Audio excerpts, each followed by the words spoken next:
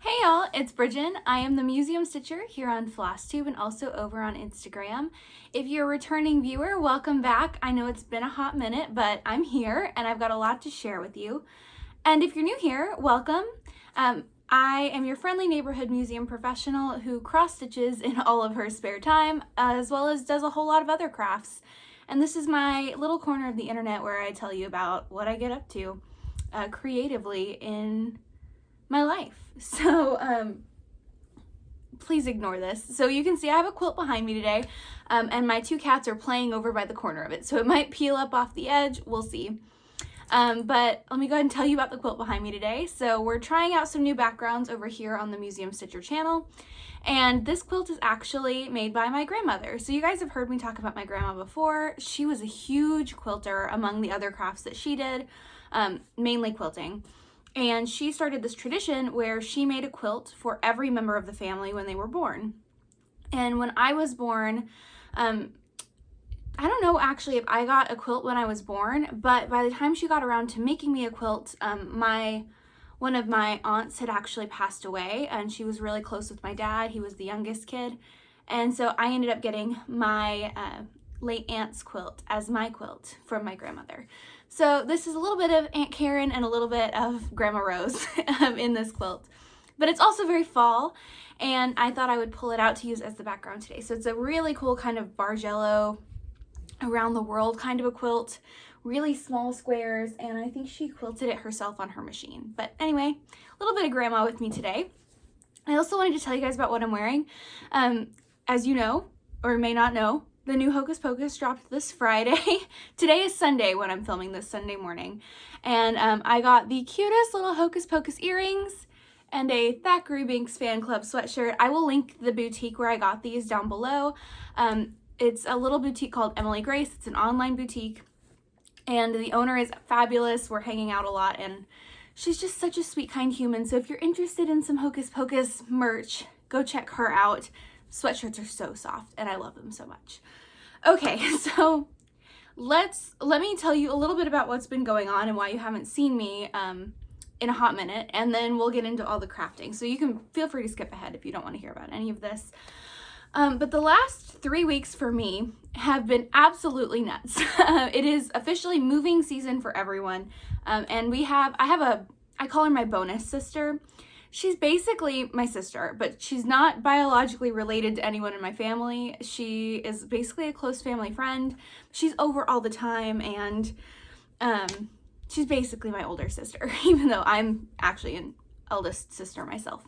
But anyway, she moved into a new apartment this last couple weeks, so we spent a lot of free time, like several days. I lost an entire Stitchy Sunday to the moving process and the building of flatbed furniture and all of that. So that happened. And then my dad had some time off of work, and so he decided to do a complete attic purge where we pulled everything out of my parents' attic that has been up there since we moved into the house when I was 3. And go through everything piece by piece and organize it and put it all back, which was a massive undertaking. I mean, like, we filled the driveway with stuff we wanted to give away, and that wasn't like half of it. It was just so much stuff, which meant all of my stitchy time again was organizing and putting stuff away. So spring cleaning has officially hit the Hardtrick household, and it is absolutely nuts. So I've lost a lot of my stitchy time, and on top of that, just being exhausted from doing all of the decorating and the moving and I haven't had much time to do anything. So I pushed off filming for an additional week so I could kind of build up some more stuff to show you guys. And while it's still not the most I've ever stitched in a, between filming period, it's fine, and I've missed talking to you guys, and so we're just gonna hop in and do it. So, I think that's about it for my personal life. Just been a lot of moving, packing, organizing, cleaning, all the things, which, just doesn't make you really want to stitch when you get home. So let's talk about what stitching I did do, because what I did do was so important, because when you lose access to your creative releases, I don't know about you guys, but it is an anxiety inducing thing for me personally. And so I feel like I've been kind of on edge since I haven't had like the time to normally pour into my hobby the way I normally do. Like, that's a mental release for me. That's what cross stitch is for me. It's huge and I missed it. But I did get caught up on my very first whip. It's actually, well, I would say it's a finish for now, but the new part of it just came out, so I'm actually now behind again, but we'll see. It was a finish for now when I finished working on part 1. This is the Dark Queen of the Earth Stitch Along by Autumn Lane Stitchery. I mean, you guys have heard all about this by now, but I finished part 1. Oh, it's so cool. I love when I throw up a warm fabric, I immediately start to look like a vampire. It's fine. So I'm stitching mine on a 32 count old gold linen by Fiber on a Whim. And I got in my Autumn Lane needle minder, so I put that on the project.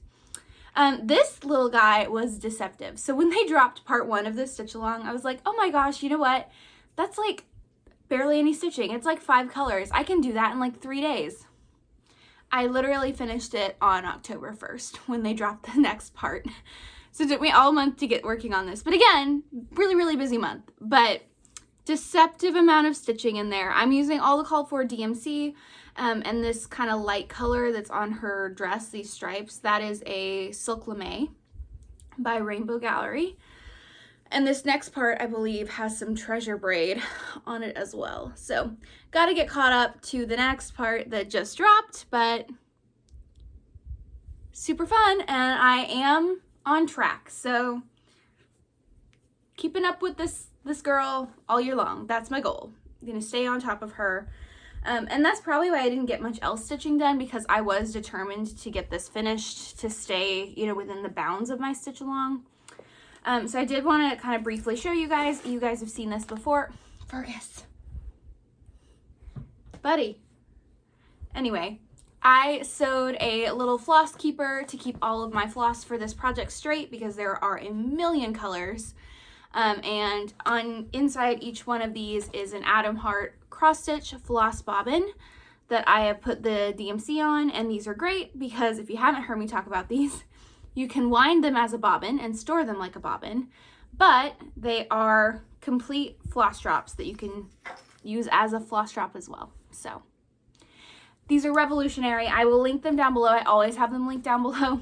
I typically keep some things that I tend to talk about every week in my description box just all the time.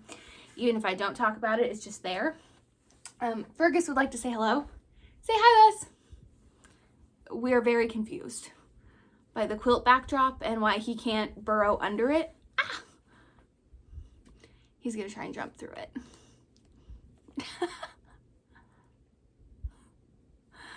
Buddy. See, we've tried the shoulder thing before and it really doesn't work. Okay, we're done. We're done. Just ripping up my brand new sweatshirt. It's fine. It's my fault. Okay, so that's one whip. I'm going to grab my next one. Okay, this one I didn't get very much done, but I did do a little bit, so we're going to talk about it. This is the Autumn Alphabet by Willow Hill Samplings.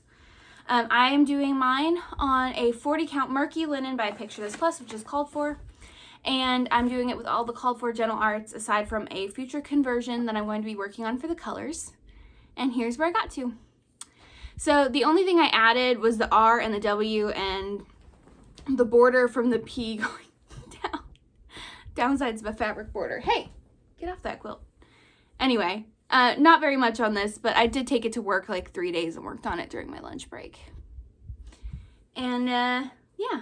I'm getting close to having the alphabet done on this one. We'll see if I can get there.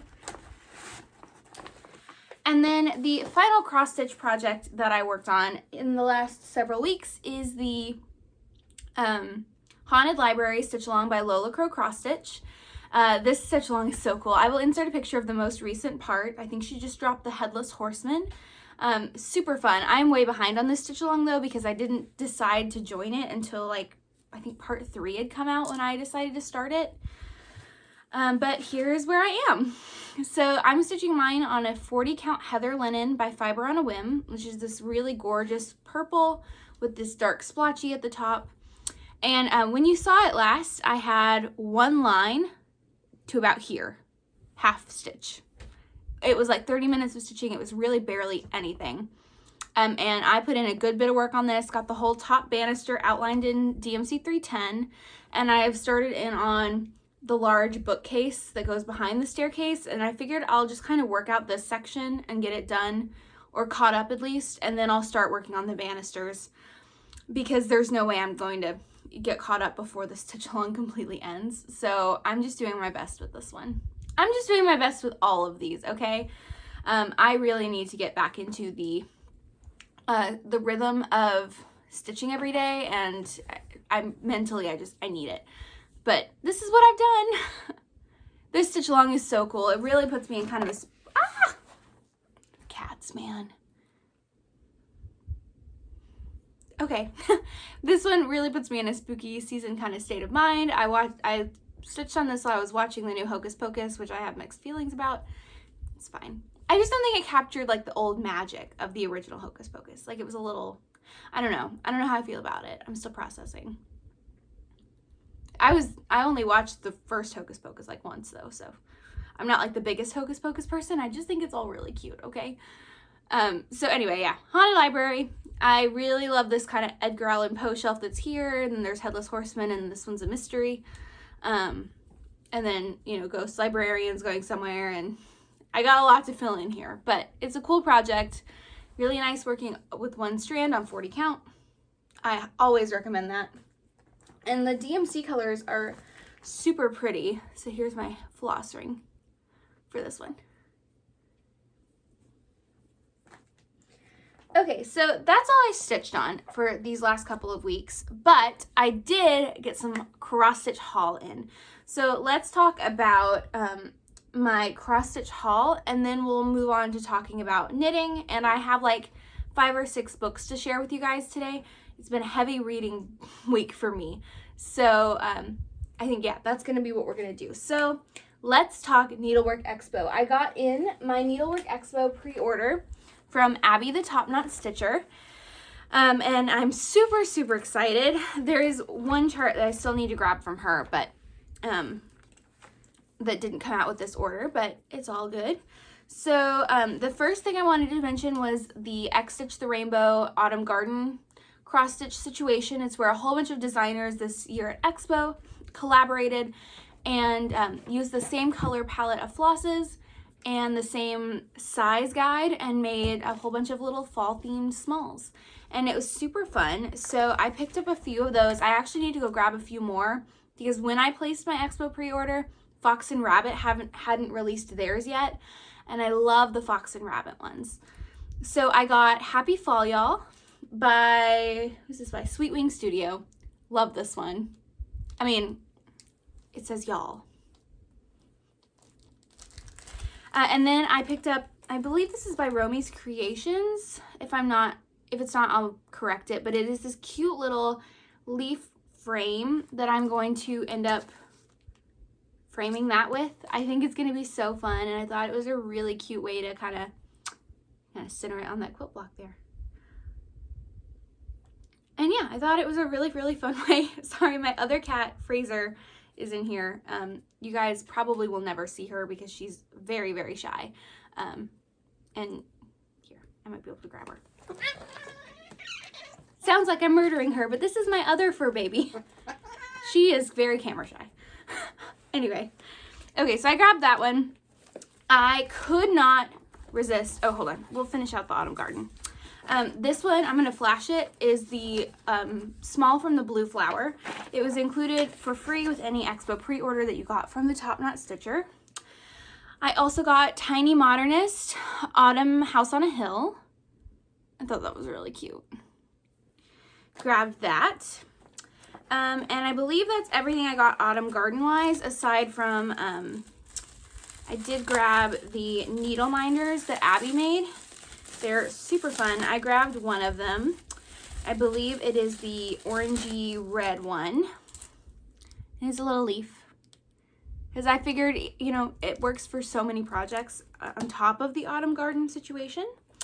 Then I got my pre-order of the Cottage Garden Samplings Year in the Woods. And this is number 9. Yeah, no, 10. Little brown bat. Look at him. He's so cute. I love him. So I grabbed that.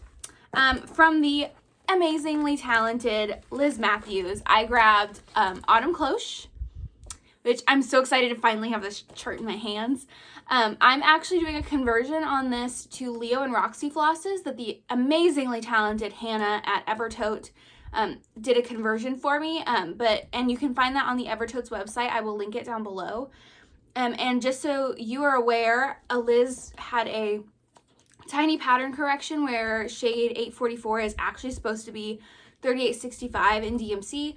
So I'm not quite sure if that has been fixed in the Leo and Roxy conversion. I'm just going to have to pull 3865 from my stash. But if you're interested in doing a Leo and Roxy conversion, because this is called for in NPIs and DMC, feel free to go check that out. It's a really beautiful conversion, and I showed it on my last video. And then I also got Poppy, because I'm obsessed with poppies. They're the flower of remembrance. They hold a lot of importance. They're beautiful. I have one on my tattoo right there. I think they're really, really great flowers. So had to grab that. Plus it was a little small. I figured I could kind of accomplish pretty quickly because, you know, with all this organizing, my stitching bug has kind of, it's somewhere. I don't know where it is. It's not with me, but it's coming back. And then lastly, I got Wildflowers by Kathy Barrick. I thought this piece just looked so cool. Like the way the floss is sitting on the fabric, it's really interesting, and I just hadn't seen anything like it, so I picked that up. I don't know if I will get to stitching on it very soon though. And then I did go back on Abby's website and I ordered the Practical Magic piece by the Primitive Hair, so I'm waiting on that to ship as well. So those were all my Expo picks. I also got Betsy's Autumn Basket by Pansy Patch Quilts and Stitchery, but I'm still waiting on that one to come in as well. But Expo, yay! And I believe that I'm going to be starting Autumn Cloche by Hello from Liz Matthews with Megan Babauta, the Seattle Stitcher, and Alexis at Alexis My Amazing World. And I think we're actually going to be starting that on Friday or Saturday of this week. So if you want to join us, join us. If not, feel no pressure. Okay, so I grabbed that. My other bit of stitchy haul is pretty cool. This was actually an exclusive to a Facebook group. I believe it's called the Homestead Needle Art group or something. I'll put it on the screen what it is because I can't remember right now. But they announced that they had an exclusive chart that you could purchase through the Shepherd's Needle that was designed by the Scarlet House. And I thought the pattern was really, really cool, so I picked it up. And it is called A Sampler for All Seasons, and it has a little pin keep with it that I probably won't make because I'm not the biggest fan of like it, just an alphabetical pin keep. But the actual chart here, I'm not going to take it out of the bag because this is all kitted up really nicely. But I got the classic Colorworks version. There's also an NPI's version, I believe. But it's got this really fun quote in the middle and then these 4 seasonal houses. And I just thought it was a really neat little sampler. The quote is really fun. I've been really drawn to Scarlet House charts kind of recently. And it came with the linen and some little pins and all of the floss that you need to get it done, which is a 40 count Steinbeck by, I don't remember. Anyway, I'm going to be starting that pretty soon, I think. It'd be nice to kind of get the words sketched out and then work on the houses in the season that they are.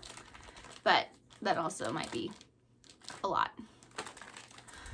And then finally, I got my Fabric of the Month from Bee Stitch Me. I have signed up for her Fabric of the Month club. I'm sorry for all the crinkling. I get her 40 count Verdal, which is an even weave, and I get a fat quarter. And this month's fabric is Sand Dollar. It's very close to Not Another Sampler. I think it might be slightly more kind of gray sand. Obviously it's called Sand Dollar. But super pretty. Nice little bit of slight modeling. I think, so Megan Babauta actually gets the Bee Stitch Me neutrals Fabric of the Month Club as well, and I think she's actually going to be using this fabric for her autumn cloche. So very great idea, Megan. Oh, here, you know what? I have not another sampler right here next to me. So, okay, so this is Sand Dollar. This is not another sampler. They're almost identical. Anyway, and then here are my Leo and Roxy flosses for autumn cloche. I will not be doing that. I'm going to be doing something a little bit darker. I want my autumn cloche to be a little bit more spooky, I guess. Okay, so that's it for stitching haul. I do have a little bit of yarn haul, and then I'm going to transition into sharing my knitting for a little bit, and then we'll do books. So if you are not here for the knitting and you're not here for the books, this is where I leave you. Thanks for stopping by and checking in on my stitchy journey. I will have more next time, I promise. And now that everything has been put away and organized and I am back to my normal schedule, I'm getting back into the hang of the stitching all the time, and much needed. So thank you guys for stopping by. If you're interested in knitting and or books, feel free to skip to the segment you're interested in and then leave after that. So let's talk about some knitting haul. So as some of you may know, I got some of the Legacy Fiber Arts, which is Sue of Flosstubers. She has a yarn dye and it's really fun, and I got some of her yarn to make a pair of socks. Well, I cast on my socks, which I'll show you in a minute, and I love her yarn. So I went on and bought some more, and then Sue threw in some goodies, so I'm about to share that with you. So I've hopped on to order a couple more of their micro sock sets. These are basically a half a skein of yarn with a contrast color to use for toes and cuffs and heels and things, and I wanted to make some kind of more fall socks. So I grabbed their micro sock kit in their steel toes base in the color Forest Trails. I thought this was so cool. Very fall, very orange, kind of Thanksgiving-y. And then I grabbed their one of their Hocus Pocus kits in the color Sarah Sanderson. Sarah. Anyway, super, super cute, fun fall kits. These are supposed to be enough to make one pair of socks, which is perfect. And then you don't have any extras or leftovers. So this is what I went on and grabbed. This is what Sue threw in as a little freebie. Sue, you are awesome. And I'm going to have a whole minute where I talk to just you and Rachel in a second here when I pull out my socks.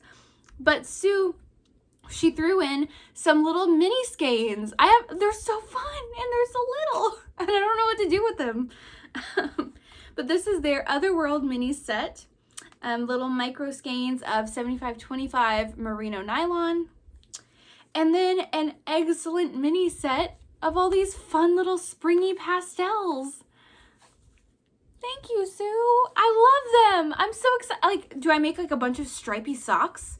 Do I knit things that are not socks? What do you do with micro skeins like this or mini skeins? What do you do? Because I think they're so fun. And I don't know what to do with them. So give me ideas. Give me all of your mini skein ideas for someone who is neurotic about color placement.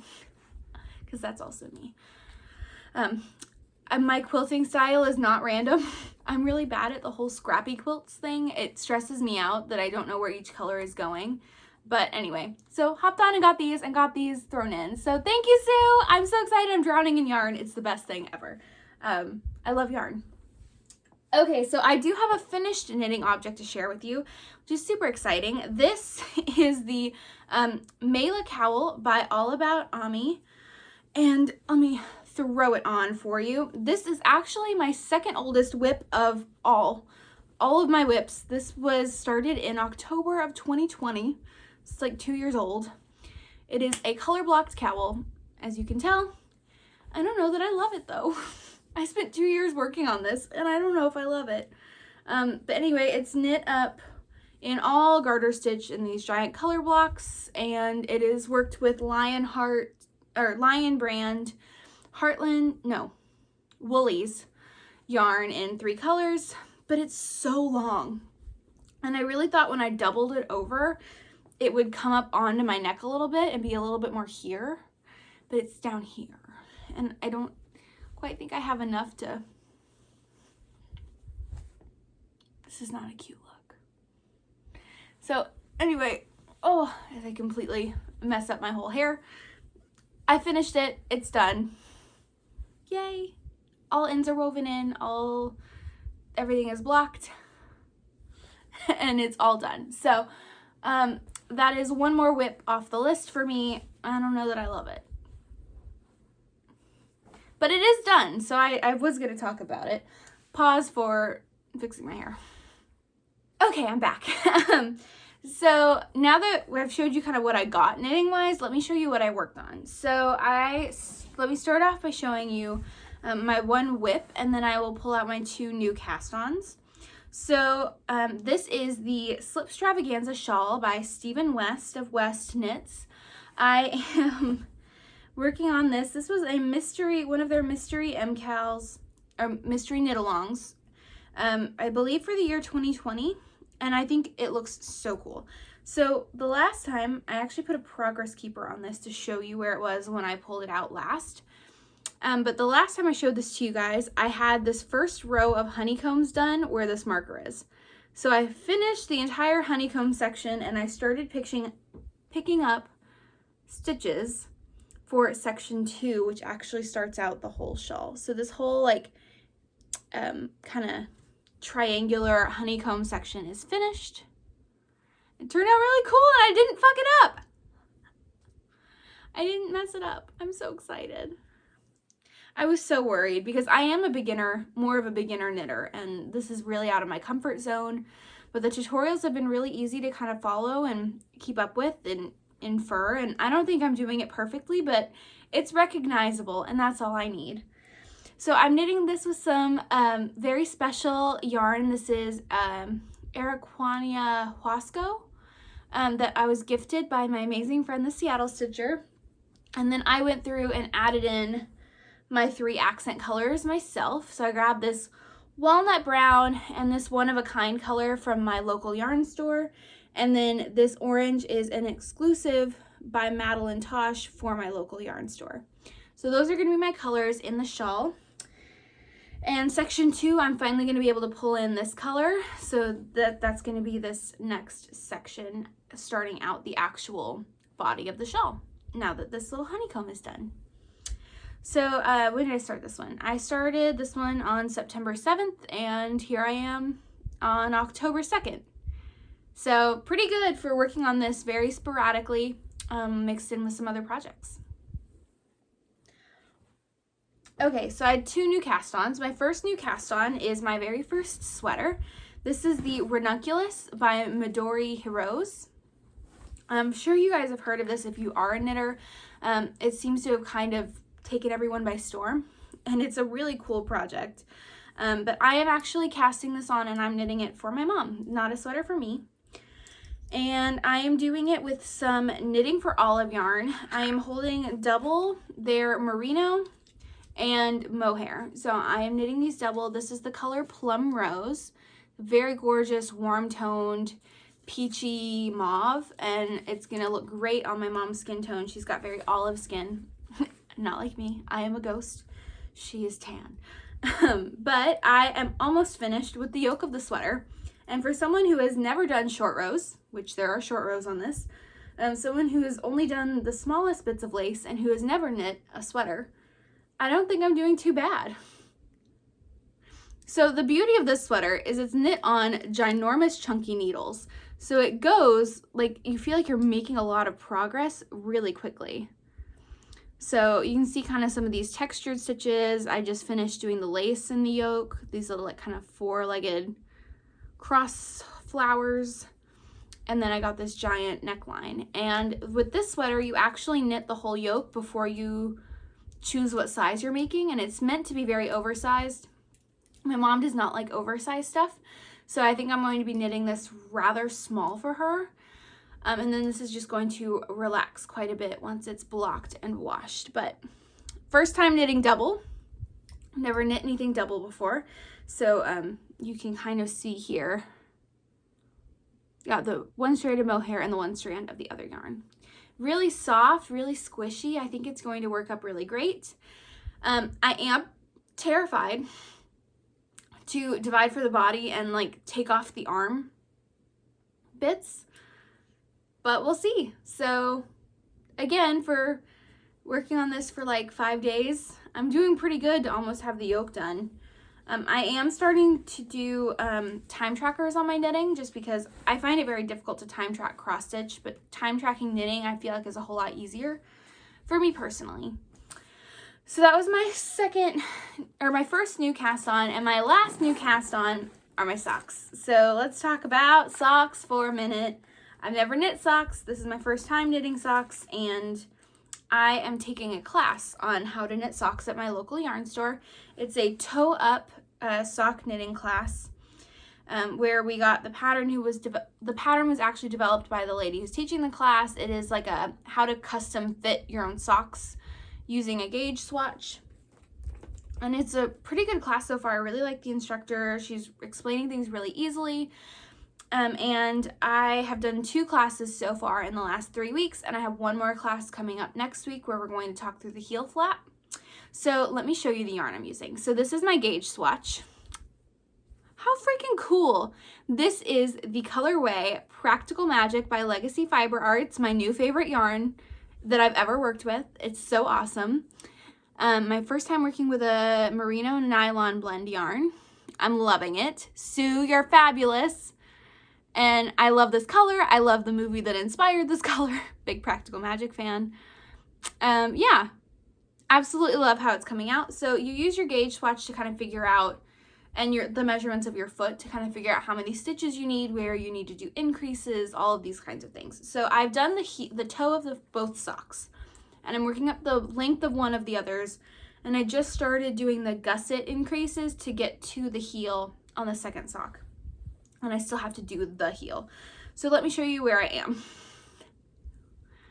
I have a whole freaking sock on here. This is started with the Judy's Magic Loop cast on, and then worked toe up. I transitioned out of the solid color that came with the variegated skein, and then I'm working up onto the actual toe. And it's a freaking sock, you guys. Like, look at this. Anybody else love the movie Pitch Perfect and can imagine what I think of when I think of sock puppets? Anyway, random thoughts. Super fun. So I cast on my second sock, right? So I did my first sock in class, cast it on, started the toe. And then I was like, well, you know what? Rachel and Sue of Floss Toss were like, Bridget, you need to try doing 2 at a time socks. And I was like, ooh, 2 at a time would be great, because then I wouldn't have to worry about counting my rows on the second sock. I could just like know they're at the same point and make sure that what I'm doing is symmetrical and I'm working both of them at the same time. So I started my second sock. Here's this one. It's so much shorter because I had to focus all my energy on the other one to get it to where it needed to be for class yesterday. So I started working these 2 at a time. I don't like working socks 2 at a time. I feel like I'm constantly resetting my hands. And so I can't get into a rhythm because it's like, you know, work one side, stop and reset with the other side from the other side of the skein of yarn, which I have mine in a cute little skein coat to kind of keep the 2 ends that I'm pulling from separate. But that's the yarn on the ball. I didn't like it. So I transitioned back to doing 1 at a time, and I'm liking that much more. And I think I'll just have to count my rows. But Rachel and Sue, you guys have been curious about what heel they're teaching me, and I think it's a classic gusset and heel.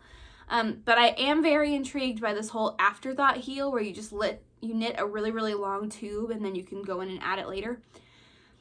We'll see. I just started doing gusset increases again, so. But yeah, I have an actual thing and it looks like a sock, and it is a sock, and I'm very excited. So, yay socks. So yeah, that is my new sock knitting journey. I can totally see why you would just want to have a pair of these to like throw in your bag. They're very portable, very easy to just pick up and throw down because you're not having to memorize what row you're on, you know, what's coming up in your repeat, all of those kinds of things. It's very, very simple knitting. I can see why a lot of people like it. We will try. Okay. So I believe that is everything crafty that I've done. Oh, hold on. I did want to show you something else that I got in the mail. This is a subscription box that I signed up for last month for bag making. I will show a picture of this month's project, but this is the Okla Roots and Sally Tomato project box. And every month they send you an entire project in a box. Everything is measured out. It's basically like HelloFresh, but for bag making. And you get, you know, your vinyl and, you know, any zippers and lining and, you know, fun materials, and everything comes for you together with all the hardware and the pattern, and everything comes together in one box. And I'm so excited about the backpack that we're making this month. As soon as I get my craft room back together and I have, you know, a few hours to sit down and devote to this, I'm going to be cranking this backpack out because it's really cute. It's got some binding on the inside and I can't wait to make that. Okay, so that's everything crafty. Let me take a moment to refresh my thoughts on my books, and I will be right back to talk about books. Okay, so let's talk about books. So I have 4 books to share with you guys that I've read in the last 3 weeks. One of them is completely off the box, out of the wall, out of my comfort zone. And the other ones are very much within my comfort zone. So let's start with the in my comfort zone and we'll work our way out if that works for you guys. So the last time that I talked with you, I had just finished reading Book Lovers by Emily Henry, which I loved. I think that book was great. It was a very easy read. And I left right after filming that video. I left and went to Waco to celebrate a friend's going away party. She's moving out of state, which I'm so sad about. But it's a really great move for her personally. I'm so excited for her. I'm just sad to lose her near to me because she's like going many states away. But anyway, went down to Waco to say goodbye to her and celebrate her and spend the night and all of those things. And so I started another Emily Henry book on my way down there. So I started reading The People We Meet on Vacation by Emily Henry. I'll throw a cover image up. This is such a fun rom-com. I think this might be my favorite of the 3 books of hers that I've read. It's kind of a twist on When Harry Met Sally. It's very friends to lovers. You have these 2 people who they've had a falling out, and you know that very early on, that they used to go on vacation every year together. And, you know, you have Alex and Poppy, and they're, you know, friends that they've been friends since college, and you know something happened and they don't talk anymore. But the entire book, you're getting flashbacks of their past vacations and the current vacation where they're trying to work things out. And you don't know what happens until like the last bit of the book. I thought it was really well done. I really enjoyed it. I like lighthearted rom-coms sometimes. And this one was a really, really great book that I read for, you know, my road trip. I thought it was a great, easy, takes your energy or all of your attention. Like you're into it, but it doesn't hurt your brain to think about it. Kind of a book. Loved it. Big fan. So if you like When Harry Met Sally, you're going to like this one. And then I read her other book, Beach Read. I think this is like her first one or something, or one of the first ones. This one was fine. I didn't find myself like kind of absorbed into the plot line the way I was with the other ones. It just wasn't my favorite of the books, but it was still pretty good. Still would recommend it. It's follows these 2 authors who both have writer's block. And so they decide to exchange genres and write in each other's genre to kind of get each other out of the box, and then they end up falling in love. Also very cute and very fun, but not as good in my opinion as the other 2. But I will continue to read what she writes. I like her writing style. I like the way she writes about her characters and the way she's kind of a little bit self-deprecating with the romance genre. And a lot of her characters are authors or people who write. So also really fun. The next book that I read is actually a series, and this is the These Hollow Vows / These Twisted Bonds series by Lexi Ryan. So I had read These Hollow Vows a few times before, and I keep having to reread it because I keep forgetting what happens. It's kind of forgettable for me, but I still want to know what happened at the end. So I did get the second book, and I've finished reading that as well. So I did read both of the series, but it was only my first time reading the second book. So These Twisted Bonds, that was okay. I think my main problem with these books is that I wanted them to be a little bit more ACOTAR-like. I wanted them to be a little bit more adult, and they were very, very YA young adult. And I think I've reached the point where the only YA books that I really, really love are the ones that either skew a little older or the ones that I read when I was a teenager, and they hold a massive nostalgia factor, if that makes any kind of a sense. It was a solid book series. It's just, I don't know, maybe I'm just a little bit bored by the love triangle thing. I don't know. It ended fine. It was cute. I wasn't super invested in it, and I kept kind of spacing out while I was reading. 3 stars on my Goodreads. But yeah, fine book series. If you like YA fantasy, I think it'd be a good one for that. It's just not my favorite series that I've read, if I'm being completely honest. And the last book is a book that I would have never touched with a 10-foot pole. But I had a coworker, and she reads horror books, and she's like, I really would like you to read this horror book. I really loved it. And I was like, you know what? I can branch out of my romance fantasy genre.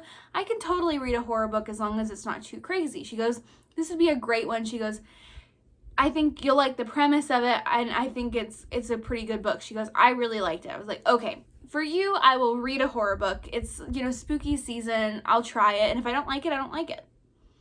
No skin off my back. So I read Hex by Thomas Old Hoevelt. I probably butchered that. I believe he is from the Netherlands. But this book was crazy. I don't read horror. I'm not a horror reader. So this book kind of introduced me to a lot of the things. But what I liked about this book was it was a little bit comical. So it follows this town that has a witch. The witch has put a curse on the town. And the witch walks around with her mouth sewn shut, her eyes sewn shut, and she's kind of bound together. So she's just kind of waddling around. And everyone in the town calls her grandma, and no one is fazed by her in the least. The whole town just knows that they have this witch who cursed them. And she'll just pop up and stare at you in bed. And they'll just throw like a rag over her face, or, just reach across her and turn the stereo on, or throw a giant plastic Easter bunny over her when she stands in the middle of the supermarket. And they have this like app, kind of a system for locating where the witch is when. So they just kind of keep an eye on her. And the whole town is basically on lockdown. Once you have spent the night in the town, you can't leave. So they're trying to kind of keep the witch under wraps without like alerting the rest of the world to the fact that there's a town that if they come and spend the night, they can't leave because there's a witch. Because if you leave, you'll kill yourself. Anyway, that's the premise of the book. And then you kind of learn a little bit more about the witch. I will say I have figured out what I don't like in a horror book. I'm not a fan of animal death in books. I read some stuff with some pretty weird trigger warnings and all of that, and whatever. Not a whole lot really bothers me in books, but man, when they go after the family pet, I can't stand it. It's just, I don't know if it's just owning pets or being really sensitive to that, but not a fan. So I called my coworker and I was like, please tell me they're not going to kill the dog. And she goes, wait, you've never read horror? And I was like, no. She goes, the pets never make it. I was like, oh, I don't know if I can continue reading horror. I'm going to try, but okay. So I finished the book. I thought it was good. I would give it a 4 stars in the horror category, knowing nothing about horror. I would give it probably a 3.5 overall for my reading taste. I thought it was interesting. I don't like the whole, you kind of have to infer in the end situation when the whole, things go to shit and everything like that. But if you're interested in horror, I think you'd like it. Again, I liked the kind of comical angle at the beginning where, everyone's just like, well, grandma's here. And they're just all really irritated by her presence. But she's like kind of like a, for lack of a better metaphor, a muzzled dog. They all know she's dangerous and that they can't open her eyes or let her speak or anything. But no one's really afraid of her until they have to be. Mysterious. So if you're looking for a spooky season recommendation, I give you that one. I am reading a Grady Hendrix book now, which I've heard she does really good horror books. So I'm going to try and read a few, but I can't guarantee you that I will read them outside of the spooky season or that I will convert to being an entirely horror reader. In fact, I can tell you that will not happen because I still enjoy my cheesy rom-coms. And I told her that now she has to read a cheesy rom-com of my choosing since I read a horror book. And she's not excited, but I'm going to wait till I get a really good one, because you can't just throw your standard rom-com at someone who doesn't read rom-coms because they're going to be like, oh, well, this is cheesy as shit. And you're going to be like, yeah, it's cheesy, but that's why I love it. So I gotta wait for a good one. I gotta wait for one that's worth the hype. I gotta wait for one that's a little different, and I'm gonna send it her way. So if you guys have a good introduction to rom-coms for someone who reads horror, let me know. Also, just let me know what you're reading in general. I love hearing what you guys are reading, what you're stitching on, what you're working on. Just say hi. You guys' comments are the best part of my week, and I have been missing them. So just leave me a comment and tell me anything. What's your favorite spooky season movie to watch? Doesn't have to be scary. I don't actually watch scary movies. I like a good, you know, idea of spooky season movie. You know, like Practical Magic. There's, you know, witches and shit, but it's also a rom-com. That's my jam. So, you know, let me know what you're reading, what you're watching, what you're stitching, all those kinds of things. And I hope that this video was good. I've missed talking to you guys. But it is Sunday afternoon, which means, at least in Texas, I don't know about where you guys are, but in Texas, Sunday afternoon means tacos. So I'm about to go stop filming, change my sweatshirt because it's hot outside, and go get some tacos. So I really hope you guys enjoyed this one and that it wasn't too crazy. I feel like I've kind of forgotten how to film a little bit, but I miss talking to you. So here I am in a longer floss tube. I will be back in 2 weeks with some regular stitching to show now that I'm back in my normal routine. And yeah, so thank you guys so much for watching. If you like this video, please feel free to hit the like button or subscribe to my channel. We've officially hit 3,000 subscribers. I am absolutely floored and blown away. So thank you guys. I can't believe that 3,000 of you are interested in just what I'm doing. I'm planning a big 3,000 subscribers giveaway. Obviously, I've not had time to devote to that, but I promise you it will be there. So check out for that next time. And thank you guys so much for watching and supporting my channel. And have a, from me and from Fergus, have a great rest of your day or rest of your week, or have the best week available to you. So bye! Say bye.